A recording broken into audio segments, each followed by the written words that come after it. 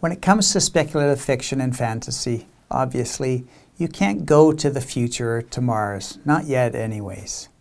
And while a historical novelist also can't go to ancient Egypt, she can at least go to a museum and look at artifacts and research daily life. But if you have to make it all up, how do you research it? The answer will depend on which subgenre of spec fic or fantasy you're writing in. If you're writing in science fiction, then you're going to need to have some understanding of modern science and technology. Even before writing your story, you should be following new research and be up to speed on technological advances. So, science blogs, magazines, and journals are good places to feed your subconscious and give you a grounding in the science you're going to need later. When you have specific questions you need answered, like how long would it take for my character to fly his spaceship from Earth to Jupiter, then look for the experts. The library, universities, the internet.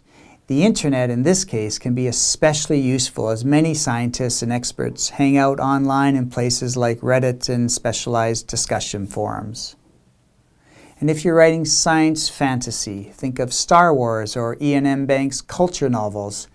Science research is less necessary because you're essentially discarding the rules of physics. But in this case, you'll have to work hard to make the fantastical world you've created seem credible. If this is a world in which anything is possible, it can be challenging to create tension, and it can be difficult for the reader to feel grounded, no pun intended, when there's boundless possibility. So you're going to have to establish concrete sensory details and some parameters around the physical rules of the world, and you're going to want to focus on character. The people and/or aliens who populate your story have to live and breathe because your readers will need to care about their fates, whatever the strange new world you've invented. So if you're writing about the Queen of a galaxy, it might be helpful to research actual historical monarchs and uncover some aspects of their lives that aren't stereotypical. And give some thought to the sensory experiences in your world. Michael Faber, for example, invented an alien planet and an alien species in his novel, The Book of Strange New Things. And in that book, the rain has a flavor, and the aliens the protagonist interacts with have distinct personalities. If you're writing high fantasy, that is, fantasy set in its own world with a complete history and culture different from the real world, then most likely you're going to want to know something about medieval Europe or classical Japan or similar time in another culture, as this type of fantasy is traditionally pre-technological. George R.R. Martin's Game of Thrones draws partly on the War of the Roses.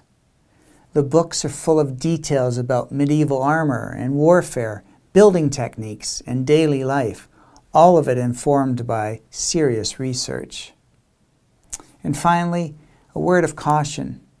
If you're venturing into spec fic and fantasy, familiarize yourself with the tropes, the common themes and ideas of the genre. In these genres especially, there are story ideas that have been done to death for decades. An alien invasion, the time traveler who steps on a butterfly and changes the future. Most dystopian societies.